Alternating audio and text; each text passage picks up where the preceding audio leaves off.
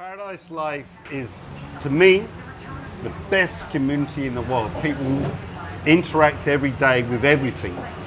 From greeting each other in the morning, people's We definitely got to go live. We definitely got to injections. go live. Did the whole everything. thing live, bro. Oh, we're not live now? No, we're not live now. We're just Okay. recording. But go ahead. He's a scared little bloke.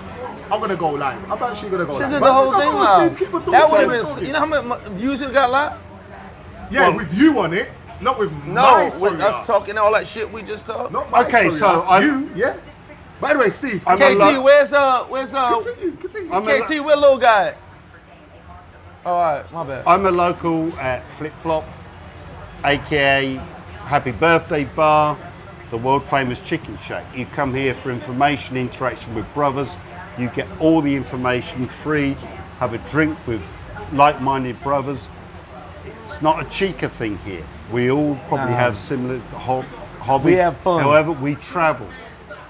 It's about people getting outside of their own countries, sharing ideas, whether it's about vaccination, immigration, everything. This is a wealth of information. It really is. That's it.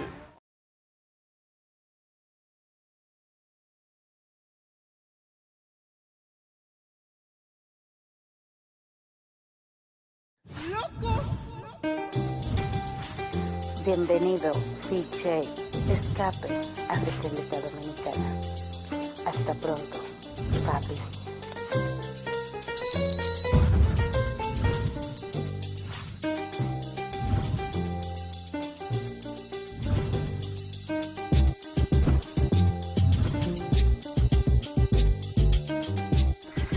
Big J, take one.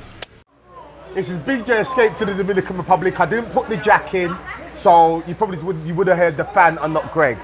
This is a long-awaited Raw talk with Mr. Flip Flop himself.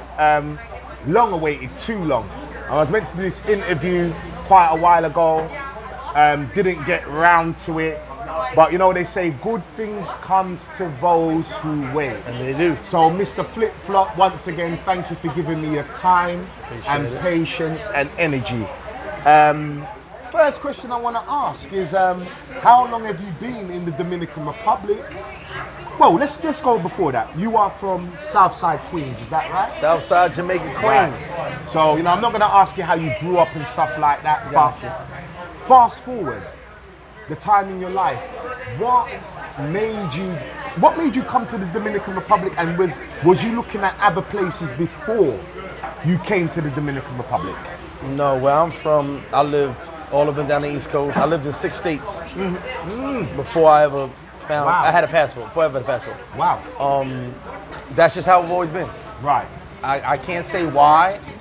I'm one of them people, I'm a doer. I go Right. and just, if I feel it, I do it. Right. I always tell a story. My cousin got kicked out by my aunt, and he goes, yo, man, mom's kicked me out, man. I think I'm gonna go to Atlanta and stay with my sister. I said, how long before you pick me up? You know, dropped everything, you know.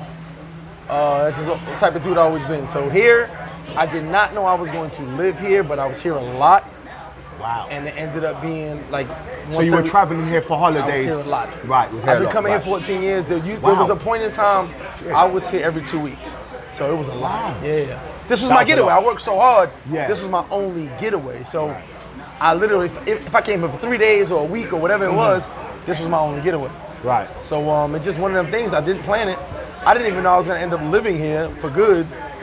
I thought it was another cog on the wheel. You know, another way of moving. Did you think about other places?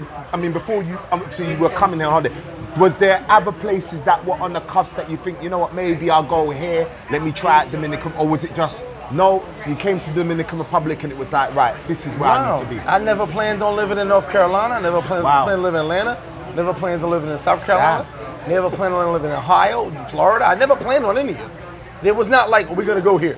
It was, oh, I like this town.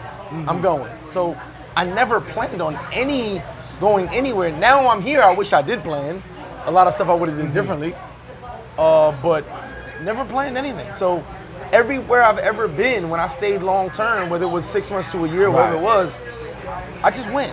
And this was another one of those stops. It just so happens that now I made this home. Right. So you made your final decision and said, right, I'm leaving America for here. Was you living off savings? Did you have a job over here? Did you have some businesses still occurring in America? I mean, not to get into your person, but how did you survive? Like when you were when you said give up everything. I had my own personal training company. I don't look it now, but I had a personal training company. And what happened was I came here and decided to stay. Right. But previously I was doing parties. I was the party guy in the North Coast of DR. Right. People could tell you everything they want about parties, but I was the party guy. You was the king of parties. I went to jail for parties, so we can say what you want. And that was just a little bit of money. Wasn't really a lot of money. Yeah. It was a little bit of money and fun, and I organized it well. Then it grew more and more and more, and it became bigger, and it became events, and it became me setting a bachelor party. So what actually happened was the parties grew to a point where I ended up doing businesses here and being asked by Dominican and American business owners to throw parties. So I became a party guy and not even want to do it. So before Mr. Flip Flop became Mr. Flip Flop, you were already known on the North Coast as that guy. I was the party guy, yeah. Right, okay. I know pretty much all the promoters in the country. If I don't know them, I know somebody that knows them. Right. I know a lot of artists down here. I actually gave a few artists their break. Wow. First time ever performing for a live audience. And these are Dominican. I swear. Wow. There are 2 artists right now signed to Rock Nation that first live performance was with me. Wow. Which is wild when I think of it because 2 of the biggest artists, there's like 5 big artists. 2 of the top 5 did a show at one of my parties. Right. I got them. Now I only paid for one, and it was about $300. I got 2 of the biggest artists for $300 because he invited him over. Said, "Hey, come perform." And do you know each one of these artists charged $10,000 a show now? Wow. But they were nobody. They weren't actually. One of them really wasn't nobody. He was just not getting money for shows. So I actually made some connections and network, and look at it. I can still get artists now for a decent price, but I think some of these artists are overpaid, but it is what it is. So it was just parties and events. Fast forward, you're here, you're making your name on the party scene, you know, you're promoting, you're throwing good parties. I mean, I've heard stories of your parties, you know, I have heard stories of your parties. Woo! What clicked in your head to say, you know what, I'm gonna start a business here? What made you, because I mean, from what I heard, business is not, as much people say they open up business and we see business, I have heard that business is not easy. What made you open up the business? What made you say, you know what, boom? It definitely is not easy. I make it look easy. Right. And I apologize for making it look easy. Right. Because by making it look easy, a lot of people think they can do it. Right. And apologies because I just did it a different way. But I had no plans on starting a business. Okay. The parties and events opened up doors and avenues. Got you. I never forget, I had a meeting one time with these millionaires. This guy brought me, he goes, "Yo, someone wants to meet you." I said, "Cool." Set up a meeting. And the guy said, "This is the promo guy." They called me it was funny. Some of the businessmen called me the promo guy. Okay. That's all they knew me as. I promoted parties. Everybody showed up to my events. Right. So I'm sitting down with these millionaires and they go, "You're the promo guy." I said, "Whatever you want to call me, what's up?" And we spoke on this deal. The deal looked really good. When I put the contract, I tell everybody contracts. When I put the contract down, they didn't want to do it. Right. I said, "Well, you came to me, I didn't come to you." Right. But all these business opportunities came in my lap because people saw I had a following. Before YouTube, before social media, I had a following. Everybody knew who the hell you was. So it just snowballed into opportunities, and things came along where I had other opportunities. I did this, I did that, and it worked.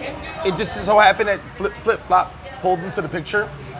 I had other businesses as well, and everything kind of snowballed. And every time an opportunity came about, someone said, "Go get Greg." And that's literally at this very moment. Not to toot my own horn, toodaloo, I am part of 21 businesses in the Dominican Republic. Wow. Whether you know it or not, I have, obviously I can't talk about all the businesses because I'm not physically part of them, but whatever. I understand. I'm part of 21. Not everything's for YouTube. I'm part of 21 businesses in the Dominican Republic. So, what? I mean, obviously, I found out about you through a good friend of mine. Shout out to Bronx, aka Dame. I mean, Shout out to Dame, Big Dame. Dame had a lot of. I mean, I didn't know you from a That's can my of guy. paint. That's my guy. Dame Shout had out to a- Unc. And Jay, Unc, oh, shout out to Jay. Unc. Oh, big shout out. to Dame's Unc. my guy. Dame and Jay is my guy. They had a lot of good things to say about you. I didn't personally know about Flip Flop. I mean, I came here, didn't know you.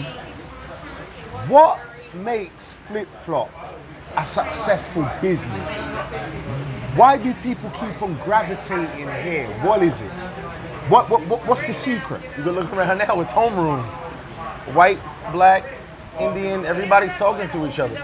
I didn't make a business for one group. Right. I made a business for everybody to come enjoy themselves. You guys are just arguing about sports. We can argue about sports. Yeah. We can argue about every culture. We can argue Yeah. about whatever you want to argue about. We can Right. talk about it, but in good gentleman fashion. Yes. And have fun. Yes. And this is what I built. I wanted something that everybody can go to. Right. You know, maybe it's, you know my story, I'm half Irish, Right. half black, and I grew up on both sides. Right. And when my Irish family got with my black family, it was amazing. Right. You know what I'm saying? Like, it Two was different crazy. cultures, yeah. Maybe because the Irish family's from South Jamaica, Queens too, Okay. and the black family from Brooklyn, whatever it was, but it was amazing Right. to see those cultures collide and Right. have fun together. Right. It wasn't like, oh, we here. Everybody had fun. So I wanted a spot where everybody can come. If you want to watch billiards, it's over there. You Right. want to watch football, as you call it, Yeah. it's over there. You want to watch American football, it's over there. He talking about the football that you use your feet, Yes. right? Not. I said football. None of that. None of And then I that. said American football. You want to watch cricket? We got like, Right. that's the sports side of it, but also the food and how you can sit next to someone. As you see right now, don't put them on camera, but your friend from the Yeah, UK is talking to yeah. a white lady from Orlando. No. There you I go. mean, this Yeah. is what, well, Connecticut, but Orlando. Yeah. This is what we do. Right. I created that because I want everybody to feel at home. How many times did you walk by a spot and say, I'm not going to be welcomed in there? Quite a few. It won't Quite a be few, here. I'm not It won't be gonna here. lie. Everybody's Quite a few. welcome. Quite a few. Everybody's welcome. So Quite a for few. me, I made this the homeroom. I made this where everybody comes and congregates. One dude was sitting there earlier. He didn't even know the other guy, but someone sat in his seat to talk. Yeah. And he sat at the table and said, "Hey man, let's What's talk." up? Yeah. And they yeah. started kicking it for an hour. I made this for everybody to feel at home. Do you think your background played a big key role into your successful business that you're running now? 100%. Right. Right. Because, like I said, I didn't see black and white. You know, I grew up. Here's the wild part. Where I'm from, South Jamaica, Queens. Anywhere in New York City, being a mulatto, as they call it, being Right. black and white, you were kind of frowned upon. But I never felt that way. Right. Because I had my black father, my white mother. It made Yeah. me feel, me and my sister feel, we were special. Right. My white grandfather, who was the Irish grandfather, who was Right. the pillar of my white family, Right. was best friends with my black grandmother, who was the pillar of my black side of the family. Okay. And when they got together, they told everybody get away. Yeah. It was just And love. they kicked Yeah. it like good fellas. And Fellas. it was like you got two bosses kicking it. And though my black grandfather, he was more laid back. He wanted to work all the time. He was like, I love my black grandfather. When you said your grandmother, yeah, my grandmother was the boss of my family. And so what it is was, I was taught about racism, Right. but also taught that don't matter to us. Right. Everybody's a person.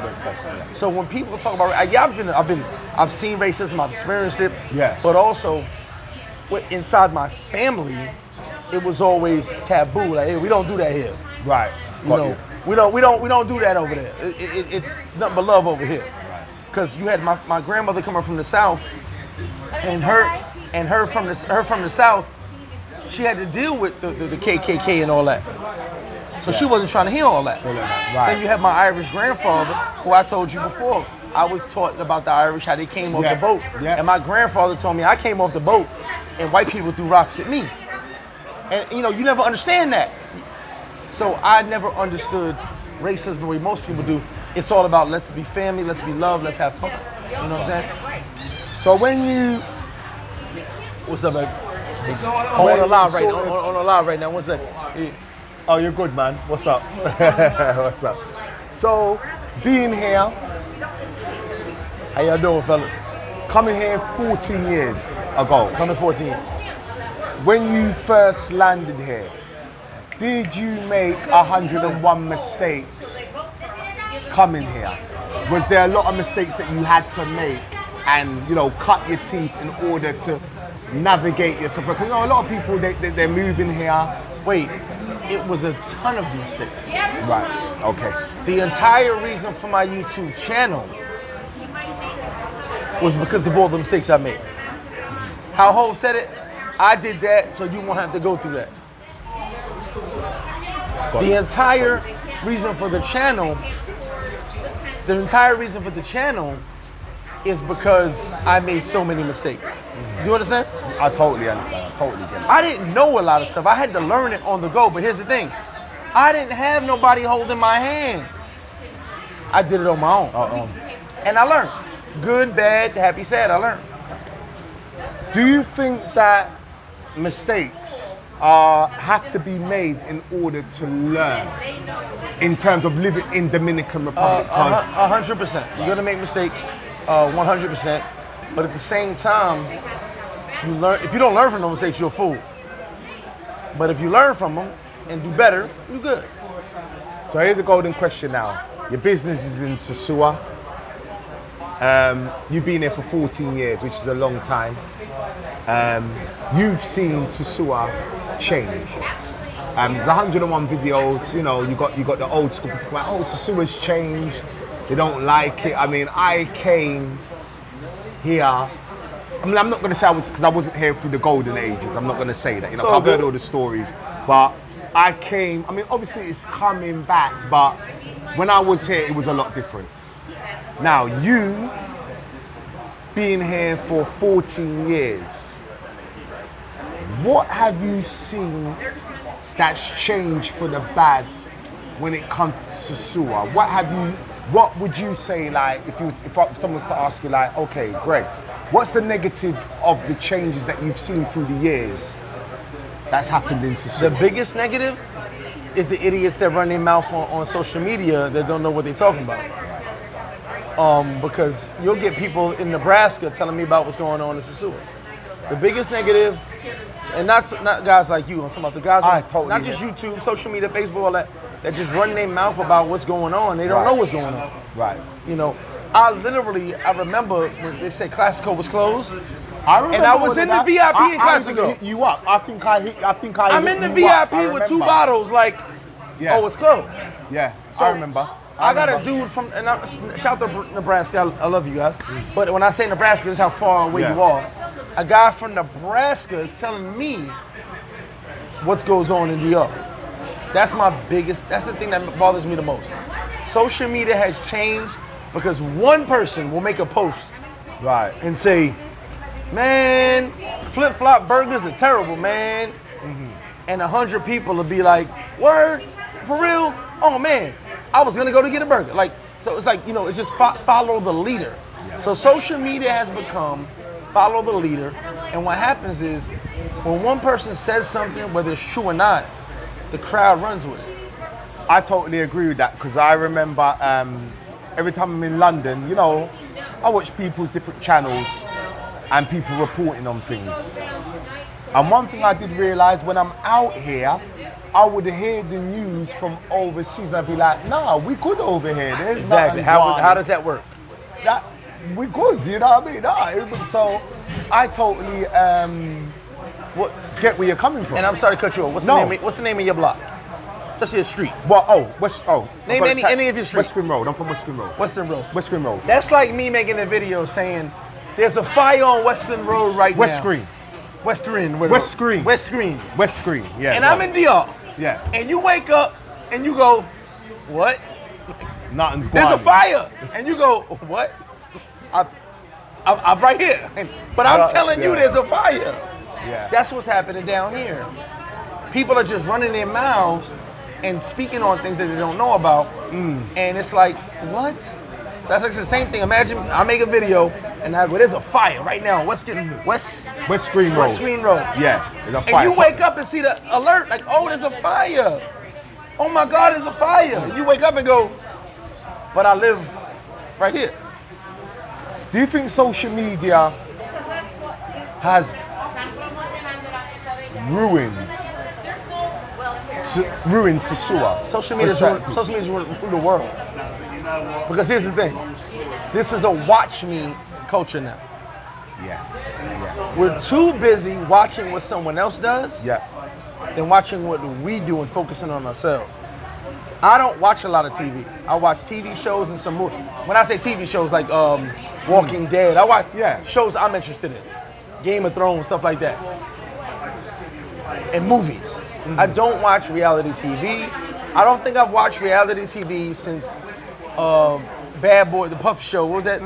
Part 1 or 2. Yes. And then Real World started that crap. Right. But reality TV is so you can watch somebody else. Yeah. And you focus on their life. Remember, soap operas were huge. Yeah. Reality TV is the real soap opera, but what you don't know is it's fake.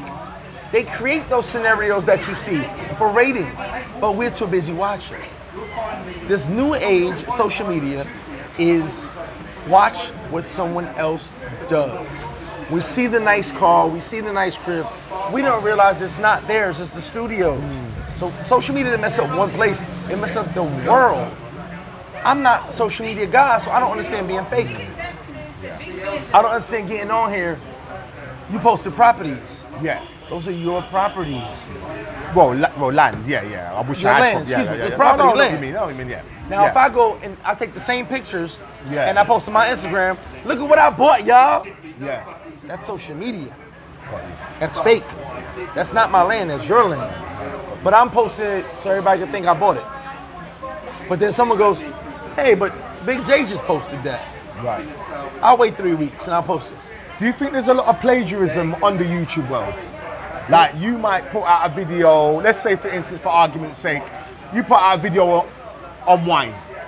You know, you've just brought out your new wine and, you know, the sosua wine, that's the shit. And then someone else comes along a day later from the same. Oh, hell yeah. Do you think there's a lot of plagiarism going on in YouTube? Hold on. I've literally seen almost the exact titles of my video or thumbnails repeated. Obviously, they put my face on it. They put their face on it. Number of times. I'm creative with the business, everything. So for me, if you take my idea or copy it, I'm going to move on to something else. Right. See, what it is I'm flattered. The only thing that bothers me is when the video I did gets 3,000 views and the copier gets 40,000 views. I'd be like, wait a minute, that was. But I don't argue. I don't say nothing. I don't make a comment. I just be like, damn, why'd they do it differently? Right. Same thing. But I get a lot of people. I said, uno más.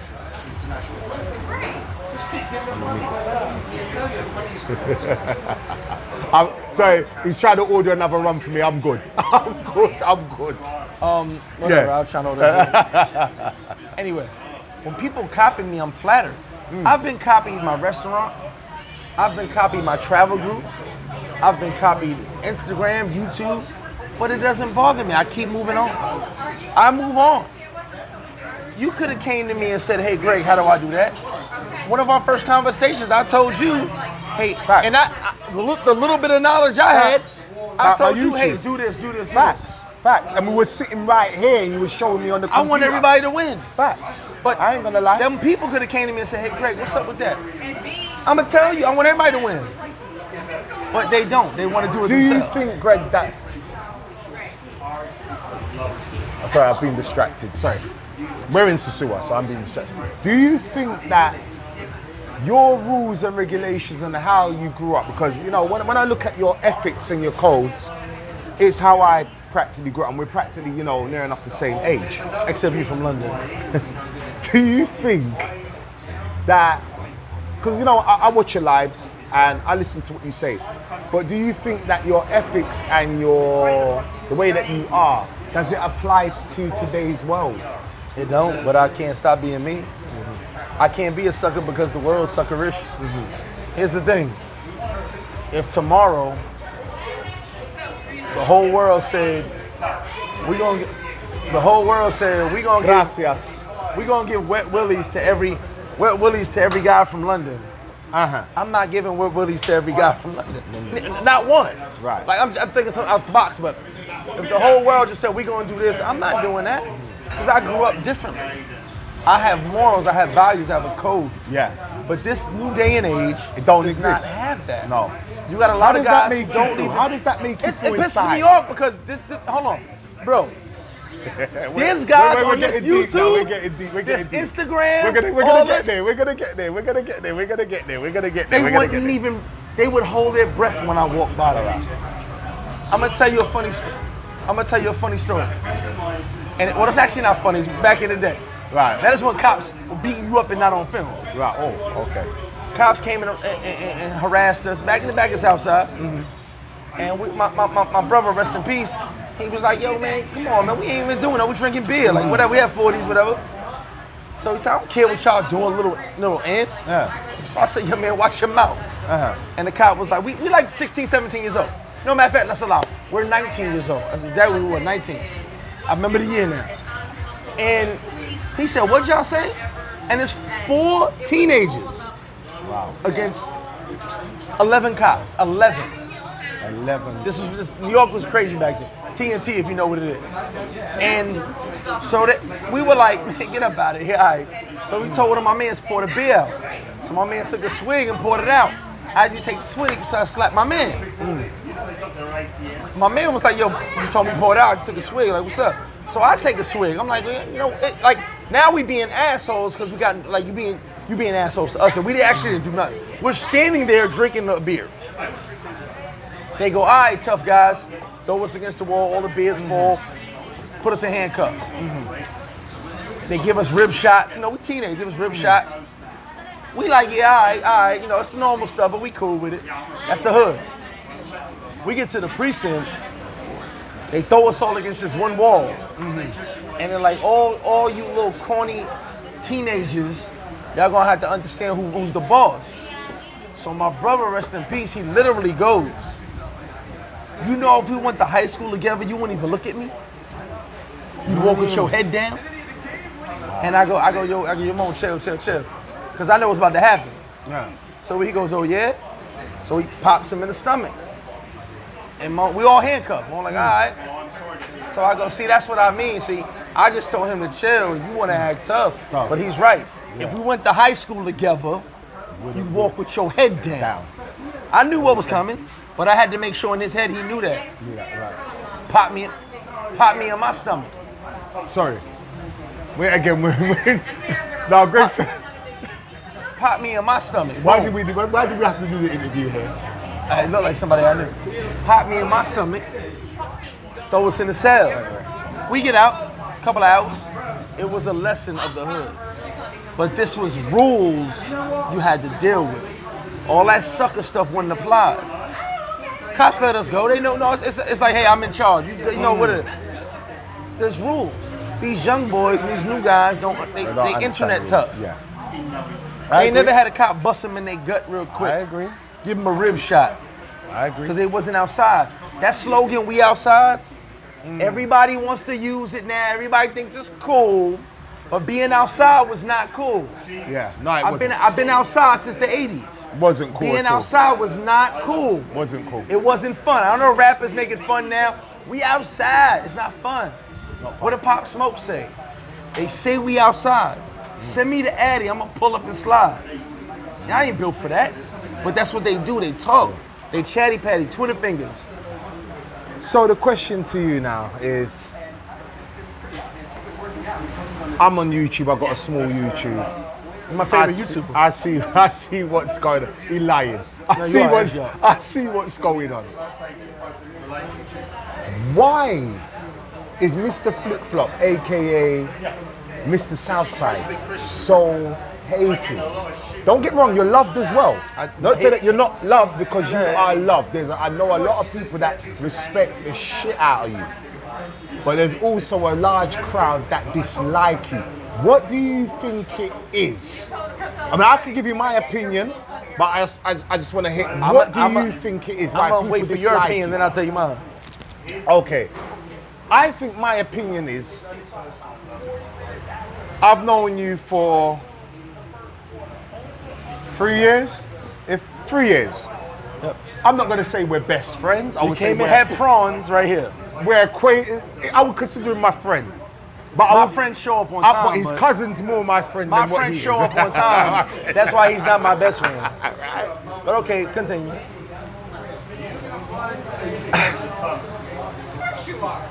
I think the people, and it's just a personal opinion, I'm giving you my personal opinion.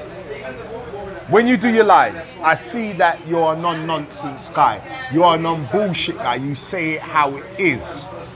And I respect that. I respect that. I respect that. I respect a man that can speak his mind. I think that the people that dislike you, that dislike your success, I believe when you do speak out, it offends their spirit. It offends their, who the hell does this guy think he is? Okay, because he's got a business, because he's Greg. F him. This Mr. Tough Guy image. F him. Now, when you do all your talking, I don't get offended. Because I know, excuse me, I know where you're coming from. Some people might not know, they might be thinking, well, he's inviting trouble. That's just my opinion. How do you respond? But I'm listening to what you're saying. All right, so it's 2 things. You just said something that makes a lot of sense, and I'm gonna break it down. And this is raw talk, by the They way. say, oh, I'm Greg. Back in the late 80s, early 90s, I'm gonna tell you just like this. There was a saying in my neighborhood. I'm Greg. Right. I know a lot of you gonna be like, what? Yes. People will be saying, why you did that? What'd you do that for? Because I'm Greg. Right. This literally was a saying Right, yeah. for like 4 or 5 years in my neighborhood. In your area. Okay. And so it became a joke. Let's say I'm with Big J, who's not my best friend, but he's not really my friend because he's not my friend because he's always late. Let's say Jay was one of those guys. that was One my day friend. late, one day late, one day late. Jay would do something, Right. and they'd be like, "Yo, Jay, why you do that?" Right. He'd go, "Cause he's Greg," and it became a joke Right. in the hood. Got you. We were wild and we had fun, but it became one of the things because my thing is, I'm gonna do what I want to do when I want to do it. Can't no one tell me nothing. Look at my lifestyle. I've lived in so many states. I live in other country. I do what I want. Right. While everybody else does what they can or what they're told to do. I'm not because I'm not gonna sit in your box for everyone to tell me what I need to be doing. Got you. If I'm wrong, check me when I'm wrong. Right. If you say, we've spoken before about certain things. We have. If you say, hey, I'm wrong, and I come back at you and I say this, and you disagree with me, and I told you on the phone, man, not to your face, but on the phone. I said, if you feel I'm wrong, it is what it is, but it's what I'm gonna do. And same conversation on the phone, I'm gonna have to your face. Facts. You may not agree with me, but it's how I feel. Yeah. You cannot tell me how to feel. The reason people don't like me because I'm a real person. There's nothing fake about me. My son, who is in Cali right now, living in the Navy, literally had his whole life. The easiest life you could have, because I'm his dad. I'm not out here lying about my life. I'm not out here telling those stories. I really was outside, in Southside, Doing what I had to do, living in New York, doing what I had to do, loving my life, enjoying my life, and just not conform what everybody wanted me to conform to. The biggest problem is a lot of guys are mad they can't be me. Well, here's the thing. I'm not mad I can't be you. My life is not for everybody. No, it's My not. lifestyle is not for everybody. I've literally freestyled 80% of my life away. And when I say freestyle, I mean, I just did it. I lived. I woke up and I lived. Instead of people being like, oh yeah, man, I do this, I woke up and lived. Instead of breathing, I lived. But, okay, you bleed like me, you're human, you have emotions. 100%. Your YouTube channel is dedicated to helping people. Let's keep it real. Yeah, of To course, helping of course, people of course. To make sure that they don't make the wrong turn and to make their holiday better.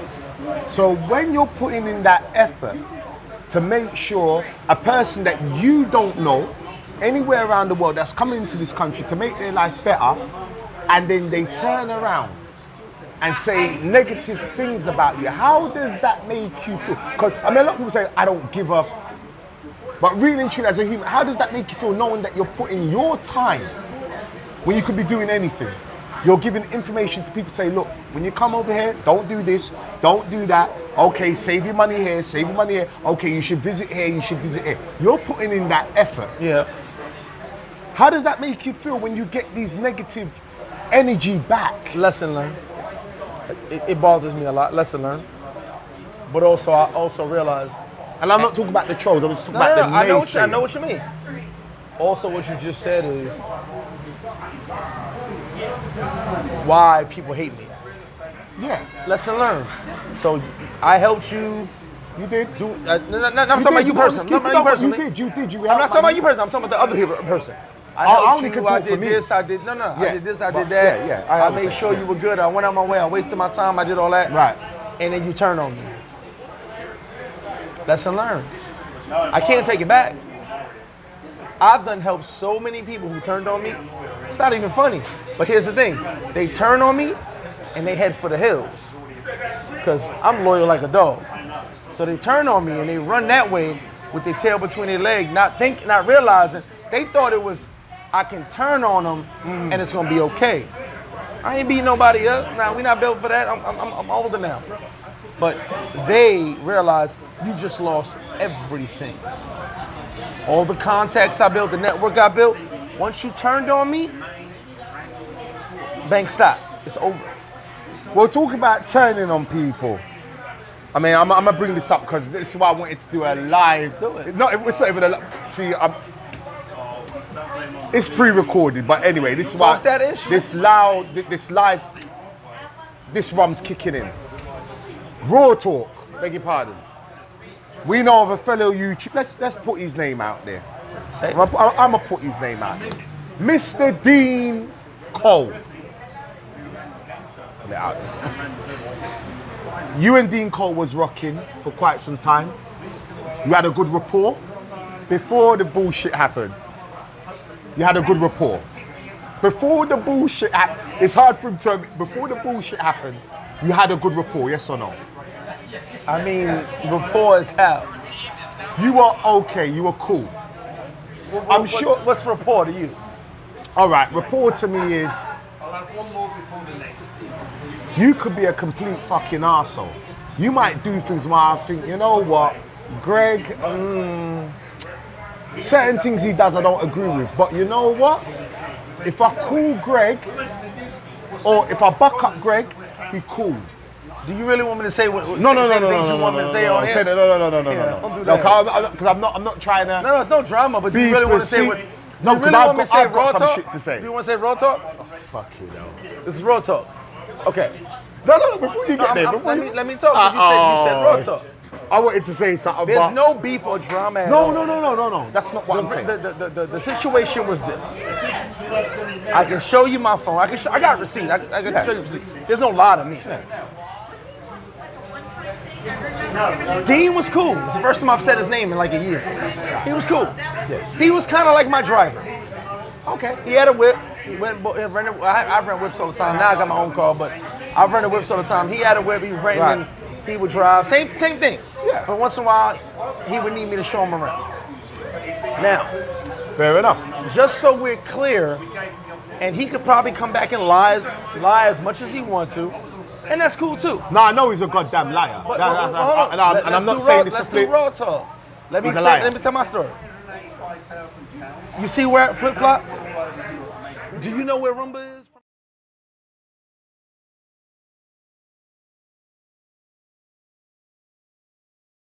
As he's shouting out all these other dudes who came to me at one point, and they should remain nameless because they are. I don't care about them. They don't care about me. Okay. If you hate me tomorrow, I call it the sucker, the super friends of suckers. All these dudes team up together. I would have rather brought one of them, put a dance floor behind. Kind of expensive though too, but I like it, but kind of expensive. That's what I heard. It can be very expensive. I'm gonna talk to you behind the scenes about that. But I would have done that. But however, this guy's opened up a business on top of Miami. I wouldn't have done that personally, but maybe you guys know something that I don't know.